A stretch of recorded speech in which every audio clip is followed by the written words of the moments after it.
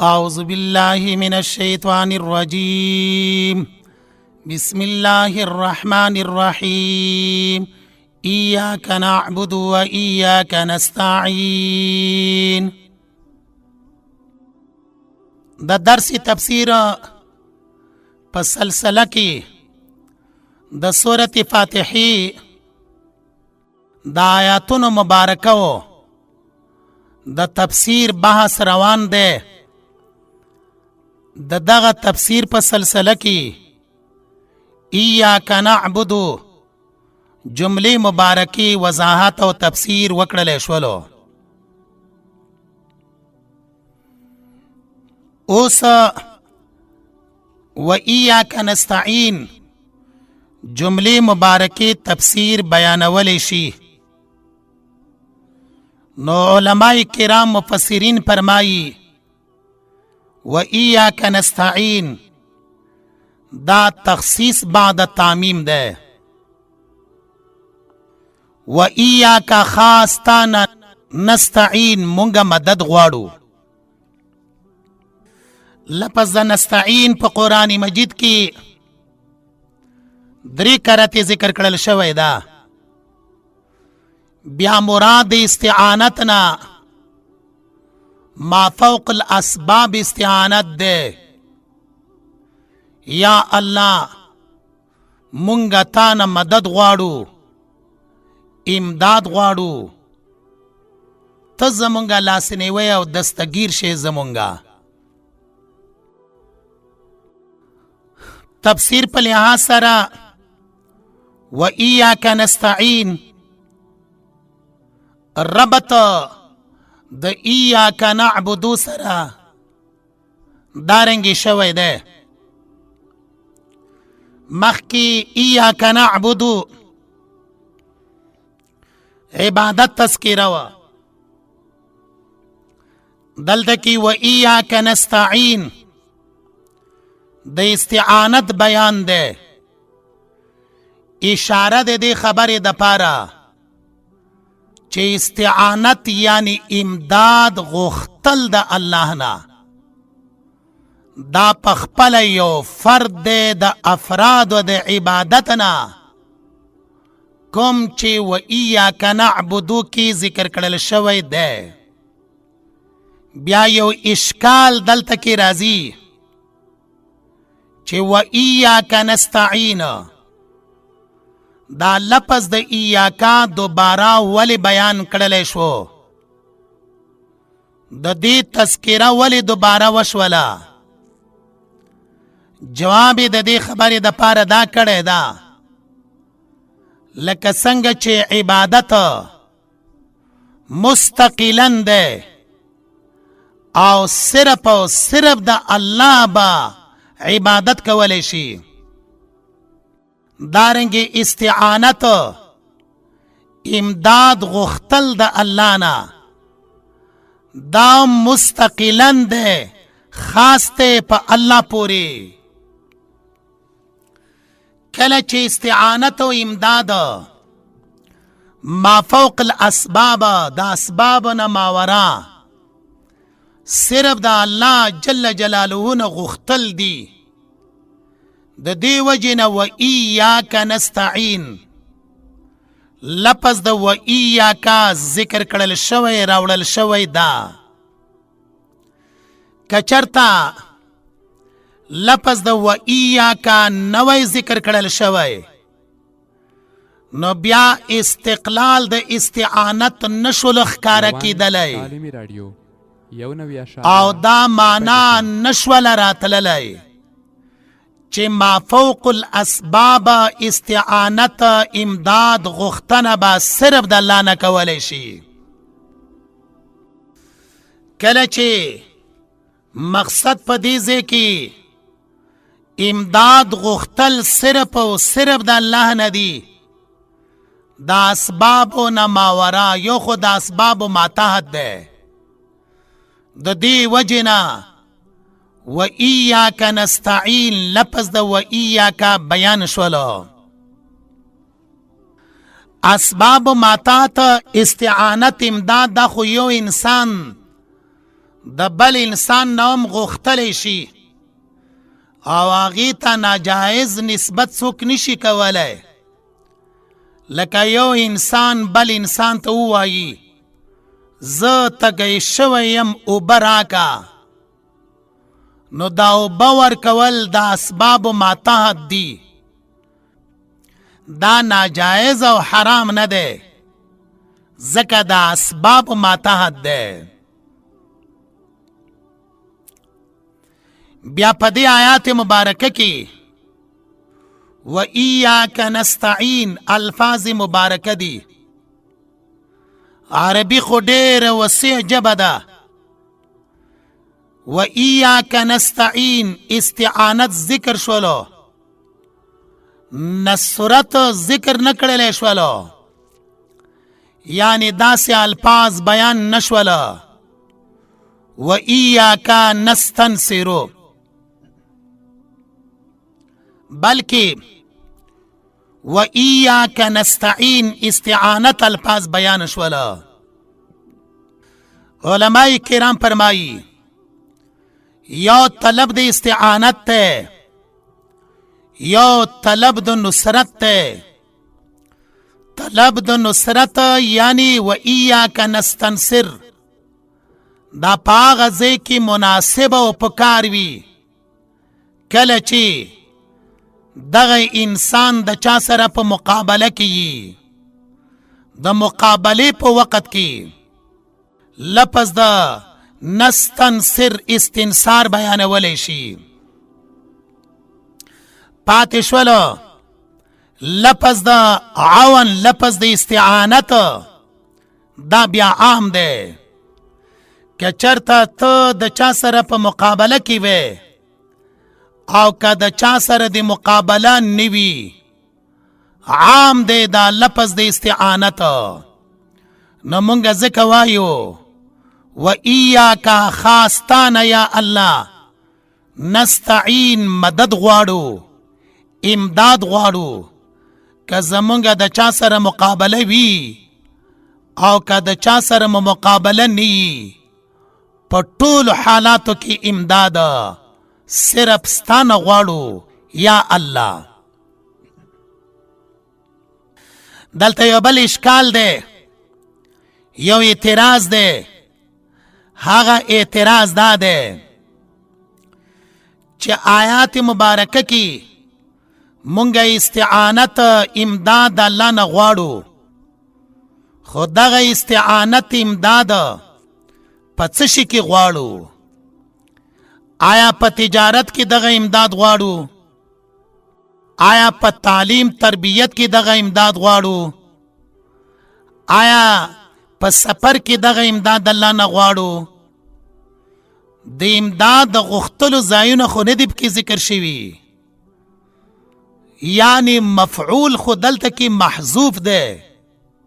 په څه کې مونږ امداد غواړو؟ مفسرین کرام فرمایي چې حذف د مفعول دا د پاره د تعمیم شوی دی. حاصل دا دی و ایاک نستعین مونږه امداد غواړو ستانه یا الله، خو دغه امداد په چا کې غواړو؟ فی جمیع الحوائج، ټول حاجتونو کې، ټول ضرورتونو کې یا الله صرف او صرف ستانه امداد غواړو. حاصل دا راووتلو چې استعانت دپاره مفعول به محذوف ته د پاره د تعمیم. کاغه سفر وی، کاغه تعلیم تعلم وی، کاغه پاسیدل او کیناستلی، کاغه د دنیا هر قسم حاجتی، په دې ټولو حاجتونو کې یا الله تانا مونږه استعانت او مدد غواړو. بیا د استعانت او مدد صرف د الله نه ده. حضرت ابن عباس رضی اللہ تعالی عنہما تا نبی کریم صلی اللہ علیہ وسلم فرمائی وَإِذَا اسْتَعَنْتَ فَاسْتَعِنْ بِاللَّهِ و اذا سألت فاسأل الله، کله چې ته امداد غواړې نو امداد صرف د الله نه غواړه، کله چې ته سوال کوې سوال صرف د الله نه کوه. سلطان باهور رحمه الله هغه خپل بچی ته یو قصیده لیکلی وه، په هغه قصیده کې داسې اشعار ورته لیکلی وو: یکی دانم در این عالم که لا موجود الا هو، ولا مسجود فی الکونین ولا معبود الا هو. چو تیغ لا بدست داری بیا تنها چه غم داری، مجو از غیر حق یاری که لا فتاح الا هو. یکی دانم در این عالم، صرف یو ذات پا دغا عالم کے کہ لا موجود الا هو، وجود حقیقی صرف د نور طول عارضی وجودون دی. ولا مسجود فی الکونین ولا معبود الا هو. دنیا و آخرت کی زمک و اسمان و فضا کی لائق د سجدی صرف دے بل اتسوک معبود نشتا. چو تیغ اللہ بدست داری بیا تنہا چی غم داری، کلچے لا الہ الا اللہ کی لا تیغ و لا تورا نیزا چی کلت لرے، بیا تنہا چی غم داری. رازا د څه غم در سره ده، مجو از غیر حق یاری کہ لا فتاح الا هو. اللہ نا علاوہ د حاجتونو د پارا د مشکل کشاوال د پارا نور معبودین منسا. زکا فتح ورکون کے، نجات ورکون کے، خلاصون ورکون کے، صرف امدغ یو اللہ دے. نزکا منگتا سور فاتحہ کی اللہ پاکا خودلی دی چتا سو دارنگی وائے: ایاکا نعبدو، خاصتا لرا بندگی کو منگا، و ایاکا نستعین، خاصتانا مدد غاڑو منگا پٹول حاجتونو کی. اهدنا الصراط المستقیم، روان کی منگا پنی غلار باندی. دلتا سور فاتحہ کی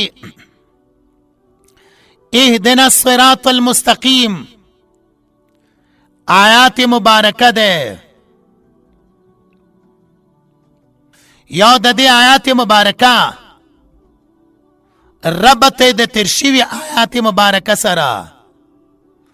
دویم دا آیات مبارکہ مضمون دے.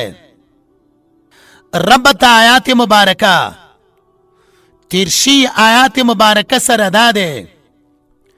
کله چې مونږ د الله په دربار کې و ایاک نستعین د امداد د استعانت سوال وکړلو چې الله تعالی مونږ مدد غواړو، نو دلته کې الله پاک د طرف نه کچرته ویلې شي کیف اعینکم، زه ستاسو څنګه امداد وکما، تاسو زمانه امداد په څه شي کې غواړئ.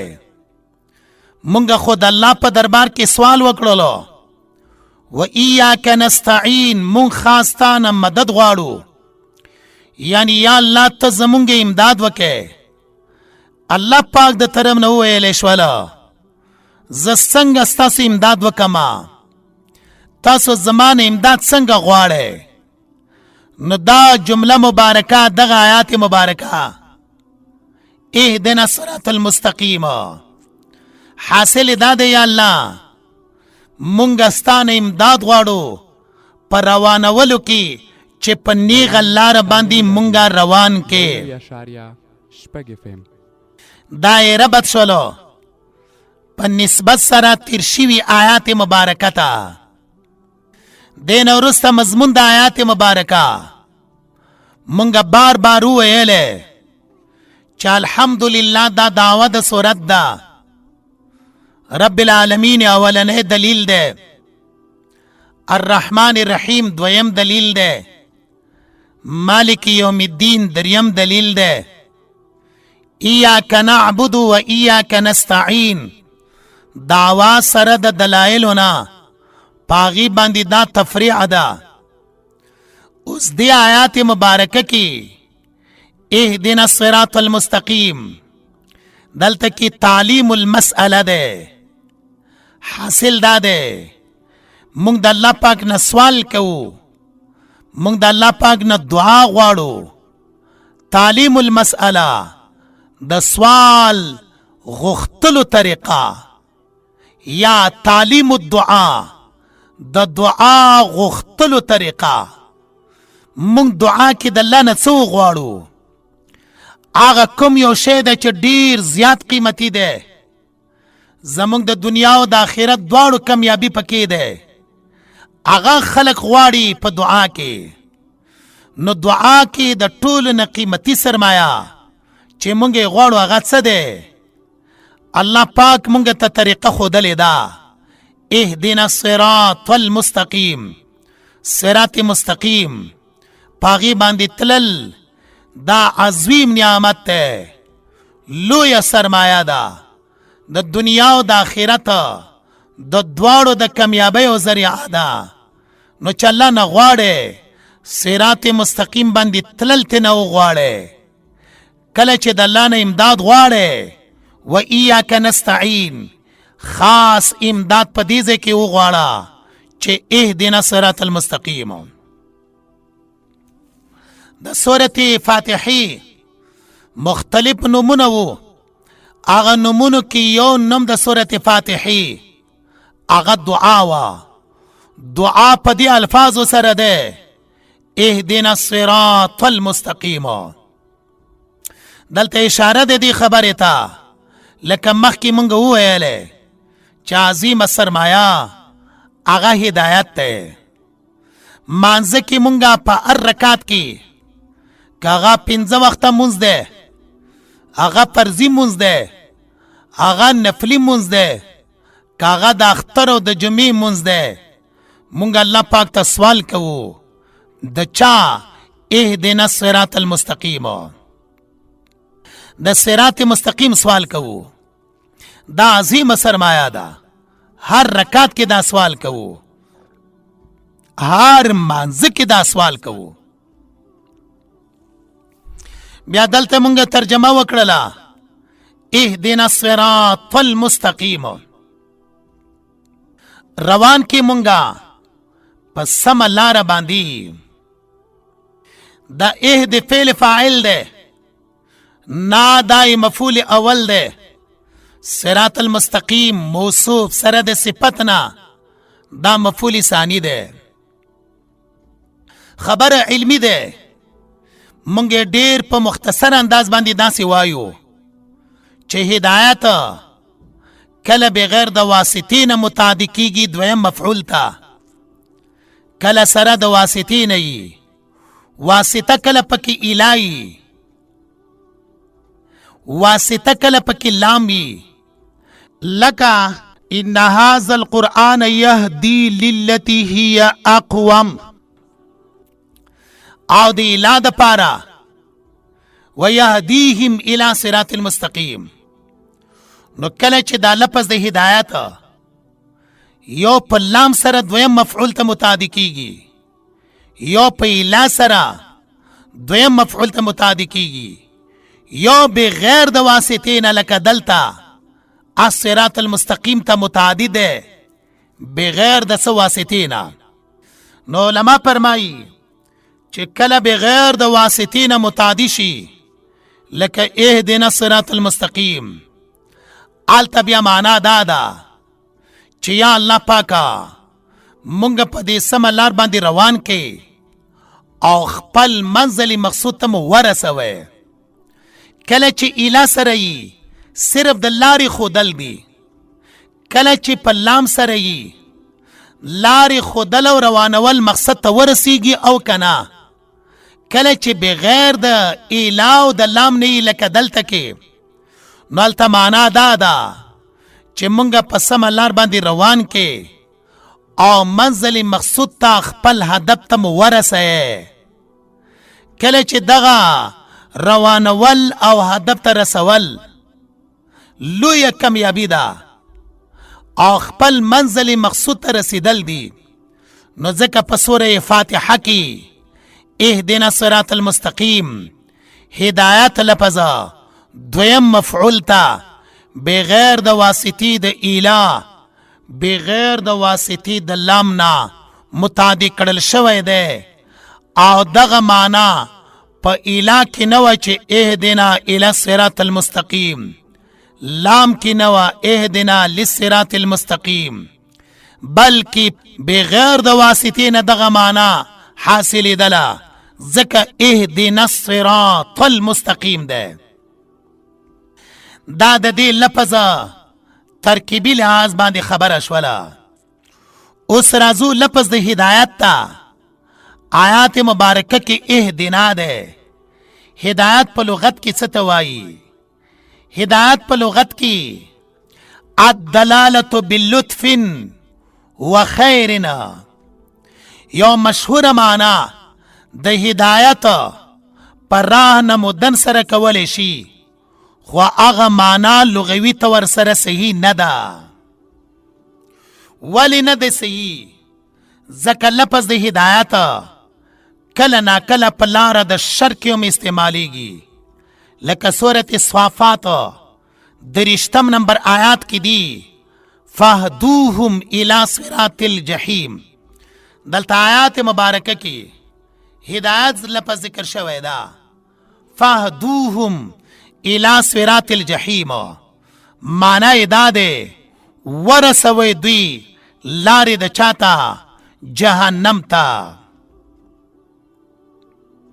نو دا د هدایت خپل لغوي معنا الدلالة باللطف وخیرنا معنی وشوله، خو هغه عامه مشهوره معنی چې کولی شي هغه د سورې صافات په وجه باندې ضعیفه کمزوري شوله. پاتې شوله د هدایت کې ایصال للمطلوب یا ایصال للمقصود یا نفس اراءة الطریق. دا اختلاف لغوی ده، مذهبی اختلاف نه ده. مذهبی اختلاف د آل سنت والجماعت د معتزله و خوارج سره په دې خبره کې ده چې آل سنت والجماعت فرمایي هدایت خلق الطاعة على العبد، ضلالت خلق المعصیه. دا مسلک د چا ده؟ دا مسلک د آل سنت والجماعت ده. او معتزله وایي چې نه هدایت بیان الحق او ضلالت وجدان الله تعالی العبد ضالنا. دغه اختلاف د اهل سنت والجماعت او د معتزله په مابین کې په عقاید کتابونو کې ذکر کړل شوی دا او تفسیر کې هم بار بار بیانول شي. منشد اختلاف د اهل سنت والجماعت د معتزله سره دا ده چې معتزله انسان خالق د خپل افعال غني. دویمه نسبت قبیح وی الله پاک ته ناجائز ده. د دې په مقابله کې اهل سنت والجماعت فرمایي چې انسان خالق د خپل افعال نه ده. والله خلقکم وما تعملون. پاتې شول نسبت قبیح، یو خلقت قبیح ده، یو کسب د قبیح ده. خلقت قبیح قبیح نه ده، کسب د قبیح قبیح ده. الله پاکو د دین مبرا منزاد کسب د قبیح ونه کی. خالق دار یو فعل هغه څوک ده؟ الله ده. کاغه حسن وي او کاغه قبیح وي، دا د اهل سنت والجماعت او دارنګې د معتزلو په مابین کې اختلاف دی چې په متولاتو کې اوږد تفسیر ذکر کړل شوی دی. بیا هدایت یو فطری دی، لکه سورې طه 50 نمبر آیات کې براشي. دویم هدایت بالحواس دی چې الله پاک په حواسو باندې هدایت ته کړی وي. سورت اعلی 13 نمبر آیات کې به ذکر شي. دریم هدایت په قوت عقلیه سره ده. سورت اعراف 3 نمبر آیات کې براشي. څلورم هدایت په دلایل سره ده. سورت بلد 10 نمبر آیات کې به ذکر شي. د نورسه هدایت پر علیګلو د پیغمبرانو او دارنګې د کتابونو سره ده. هغې تذکره به هم ان شاء الله تعالی په سورت رعد کې راشي. دارنګې هدایت تثبت کلکوالی ته هم ویلی شي. سورت عنکبوت 1 نمبر آیات کې تذکره را روانه ده. دا مراتب ته چا دي؟ د هدایت دي. آخرنه مرتبه د هدایت هغه وصول الی الجنت ته، جنت ته رسیدل دي. سورت اعراف 4 نمبر آیات کې تفصیل شته د مفسرینو په اقوالو باندې. اهدنا روان کې مونږه الصراط المستقیم په لاره نیغه باندې. د آیات مبارکه کې صراط المستقیم ده. لفظ د صراط ذکر شوی ده. تفسیر په لحاظ سره صراط څه ته وایي، په لغت کې څه ته وایي، عرب کې څه ته وایي، شریعت کې څه ته وایي. صراط ذکر کیږي، لفظ د طریق ولی نه بیانیږي، لفظ د سبیل ولی نه بیانیږي. اهدنا الطریق المستقیم نه ده، اهدنا السبیل المستقیم نه ده، اهدنا الصراط المستقیم ده. صراط لفظ ولی منتخب شولو، نه لفظ د سبیل نه لفظ د طریقه. نو رازو لفظ د صراط تا. صراط خپل معنا ده تیریدل. یو لار باندې سړی روان وي او دغه لار باندې ورتیر شي، صراط معنا تیریدل. عرفن صراط هغې لارې ته وایي چې خلک په هغې باندې په تیریدلو سره خپل مقصد ته رسیږي او دغه لارې مقصد ته رسوي. لکه مخکې مونږه سورې صافات آیات مبارکه پیش کړی و، فهدوهم الى صراط الجحیم. شرعاً صراط معنوی روحانی محدود لارا په حدود شرعیه سره نیغه لارا چې سیده او نیغه وي، په عمل کولو سره سړی په هغې باندې حق ته رسیږي. دا معنا د چا دی؟ دا معنا د صراط دی.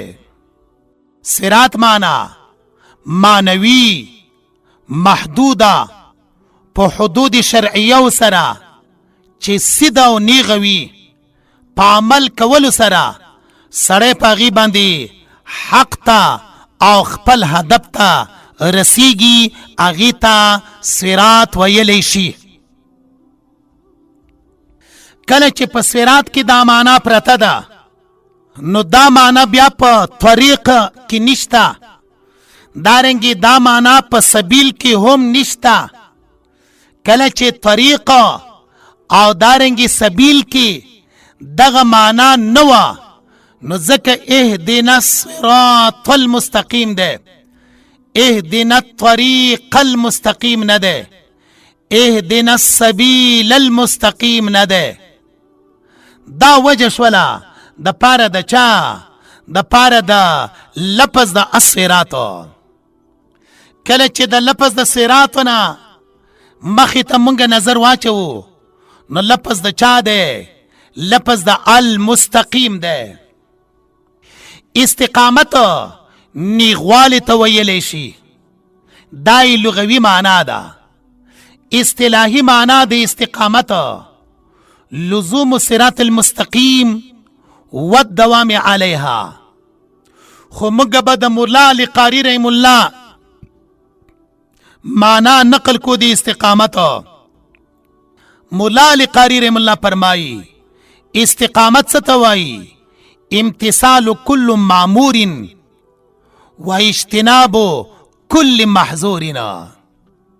امتثال كل معمورنا، امتثال كل معمور واجتناب كل محظورنا. الله او رسول چې په کوم یو شی باندې امر کړی ده هغه امتثال یعنی په خپل ځای باندې راوړل. الله او رسول چې د کوم شي نه ممانعت کړی ده د هغې نه ځان ساتل، دې ته استقامت ویلی شي. دا معنا د استقامت دی.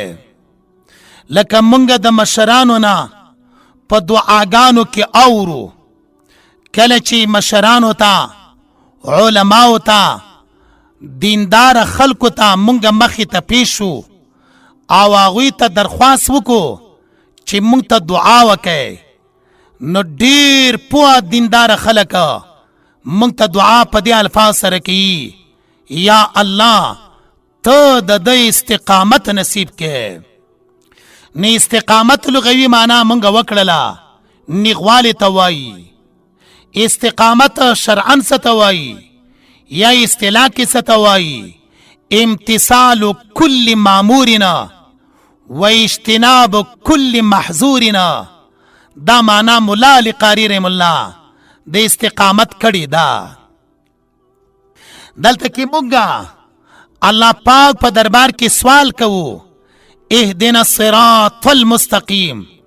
یا الله پاکا مونږ په نیغه لاره باندې کلک کې، یا الله پاکا مونږ په نیغه لاره باندې روان کې. نو سوال کوو د استقامت. استقامت حکم څه دی چې مونږ د الله پاک په دربار کې سوال په استقامت سره کوو، یا الله پاک نه استقامت غواړو. دغه استقامت حکم دی څه؟ جواب دا دی چې استقامت فرض دی او د استقامت معنا مونږ څه کړی ده؟ امتثال كل مامور و اجتناب كل محظورنا. استقامت فرض ده، ځکه رسول الله صلی الله علیه وسلم ته الله پاک په سورت هود کې امر کړی ده په استقامت سره. خداوند کریم رسول الله صلی الله علیه وسلم ته فرمایي: واستقم کما امرتا. واستقم نیغ اوسیږه اے نبی صلی الله علیه وسلم، کما امرتا لکه څنګه چې تا ته امر کړل شوی دی. دلته کې علماء کرام فرمایي، حدیث مبارکه ده، نبی کریم صلی الله علیه وسلم فرمایي: شیبتنی هود و اخواتها. سورت هود او داغي چې څوره ملګری دي هغوی زه سپینګیری کړلم. نو سورت هود څنګه نبی کریم صلی الله علیه وسلم سپینګیری کړلو؟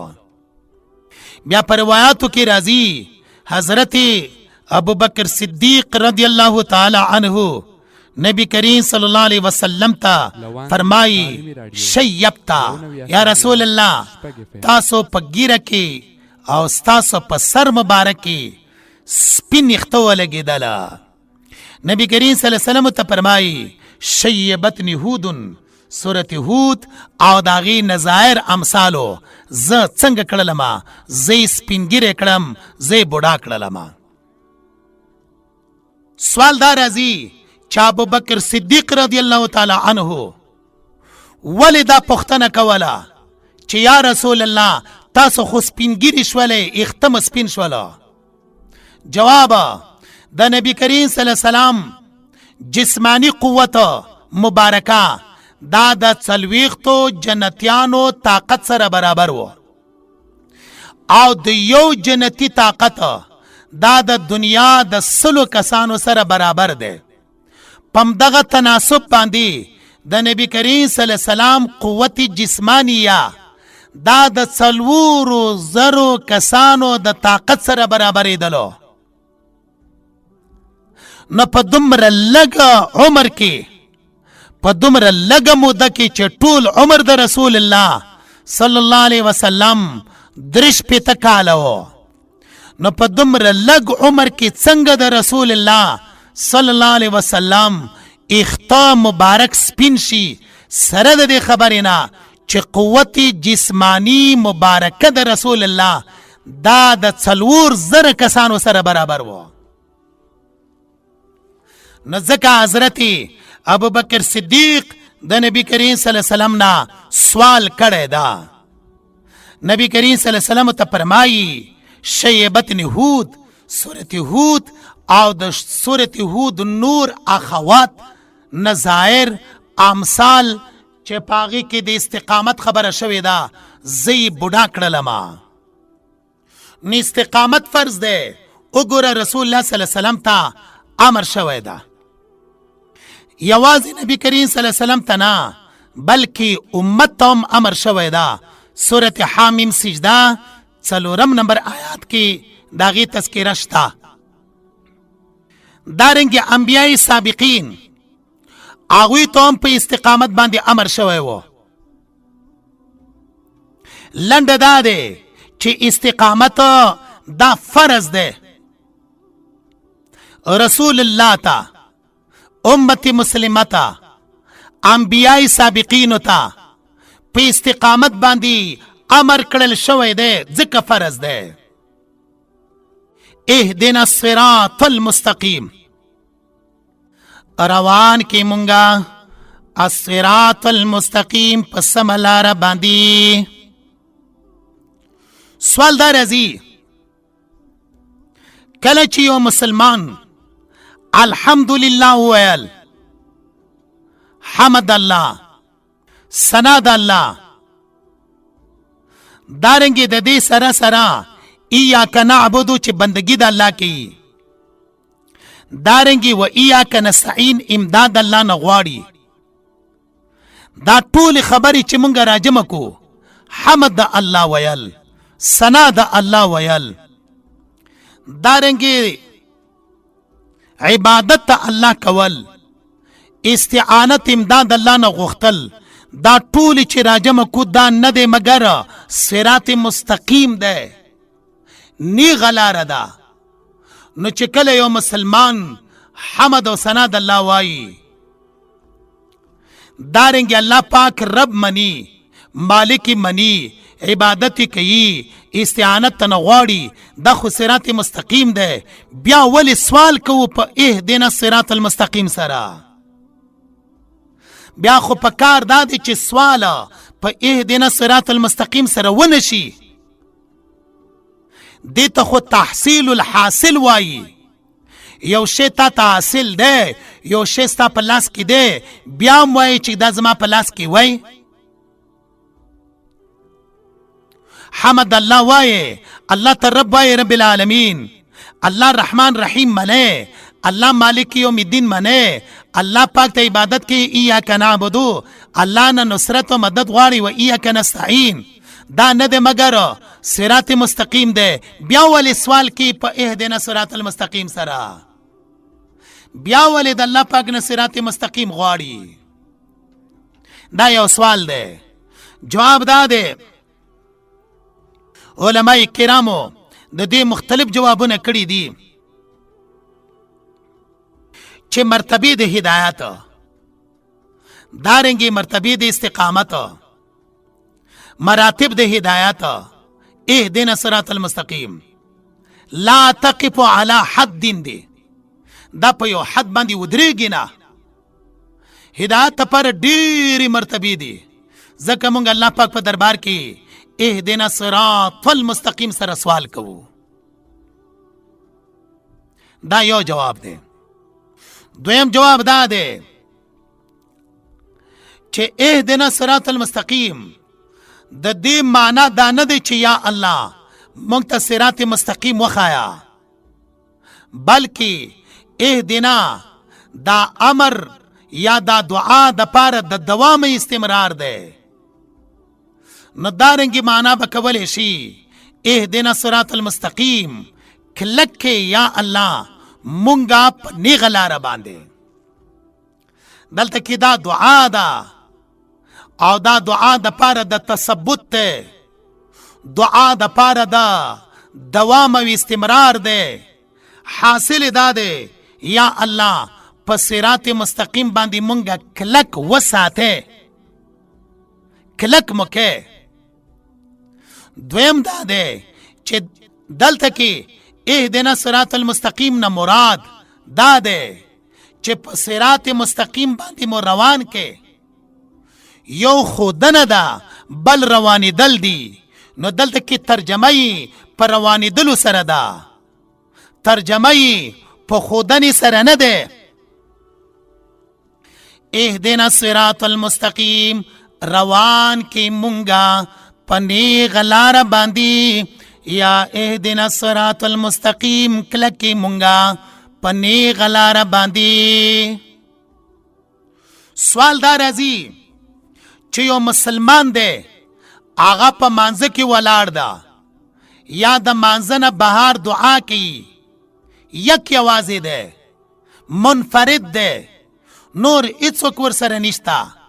نو هغه خو په دعا کې داسې وایي خدایا ما ته نیغه لاره وښایې، خدایا ما په نیغه لاره باندې روان کې، خدایا ما په نیغه لاره باندې کلک کې. ځان یادوي. دلته کې خو که چېرته یو سړی په جمع مانځه کې که امام وي، که مقتدي وي، که منفرد وي، که هر څوک وي، هغه چې کله دا دعا کوي اهدنا الصراط المستقیم، اهدنا صيغه د جمع استعمالوي، اهدنا کلک کې مونږه یا اهدنا روان کې مونږه. مونږه لفظ وایي، ما لفظ نه وایي. نو دلته کې اهدنا ده، اهدنی نه ده. اهدنی ولی ذکر نشولو چې اهدنا جمع صيغه بیان شولا. علما د دې د پاره جواب کوي دعا چې څونه د جمع په صيغه سره وي دومره اجابت زیات وي، دومره د قبلېدلو امکانات ډیر وي، دومره اقرب الى الاستجابت وي. یعنی دعا چې په جمع سره وي الله پاک په نسبت باندې د داسې دعا د قبلېدلو امکانات ډیر وي. د وجه نه موږ څه وایو؟ اهدنا الصراط المستقیم وایو. او دعاګانې الله پاک عام طور سره مونږ ته د جمع په صيغه سره ویلې دي. ربنا ظلمنا انفسنا وان لم تغفر لنا وترحمنا لنكونن من الخاسرين. دارنګي ربنا آتنا في الدنيا حسنه وفي الاخره حسنه. ام دلته کې هم اهدنا الصراط المستقیم الفاظ مبارکه دي. بیا مستقیم نیغه لاره ده چې نه پکې افراط شته نه پکې تفریط شته، او دا د اسلام لاره ده. بیا دلته کې یو سوال دی، هغه سوال په دغه طریقې باندې دی چې آیات مبارکه کې اهدنا الصراط المستقیم صراط الفاظ دي، صراط دلته مفرد ذکر کړی دی. الته ورسته په سوره مائده کې سبول السلام سبول جمع بیان کړی ده. نو دلته کې خودي الصراط چې یو لاره ده، الته په سوره مائده کې دي سبول السلام لارې د سلامتیا چې ډېرې لارې دي. جواب د دې دپاره دا کړی ده چې د هدایت لاره یوه ده او د ګمراهۍ لارې هغه ډېرې زیاتې دي. فتفرق بكم عن سبيله. او پاتې شوله په سوره مائده کې سبل السلام، قرآن پاک کې سبل السلام ذکر شوی ده. نو هغه سبول چې جمع ده په اعتبار د احوالو او دارنګ په اعتبار د فروعات سره ده. دا د اهدنا الصراط المستقیم لفظي ترجمه شولا او دغه آیات مبارکه تر دغه ځای پورې د تفصیل شولو. بیا د دې نه وروسته فضیلت د استقامت علماء کرامو چې د ذکر کړی ده. سورة حامیم سجده 10 نمبر آیات کې هم د استقامت تذکره شوی ده. تتنزل علیهم الملائکه الله تخافوا ولا تحزنوا. استقامت ولا با الله تخافوا ولا تحزنوا، نه به په دوی باندې غم وي، نه به په دوی باندې خفګان وي، نه به دوی پریشان وي. دارنګ علماء کرام خصوصا د تصوف والا علماء کرام فرمایي الاستقامت خیر من الف کرامتنا. استقامت دا د زرو کرامتونو نه بهتر ده. اوس دلته کې اسباب د استقامت، مونږ به په استقامت باندې څنګه روانېږو، استقامت به مونږ ته څنګه حاصلېږي، استقامت د پاره به اسباب څنګه وي. نو هغه اسباب د استقامت بیا اسباب د صراط مستقیم دا دواړه عنوانونه دي. د دې وضاحت به په آینده درس کې کولی شي چې اسباب د استقامت دارنګ اسباب د صراط مستقیم هغه کوم دي. دا غي بیان به ان شاء الله تعالی په ډیر احسنه طریقې باندې راځي مخې ته. مونږ ته دی الله پاک د زده کولو بل چاته د رسولو توفیق نصیب کی. سبحانك اللهم وبحمدك اشهد ان لا اله الا انت استغفرك واتوب اليك. السلام علیکم ورحمۃ اللہ وبرکاتہ.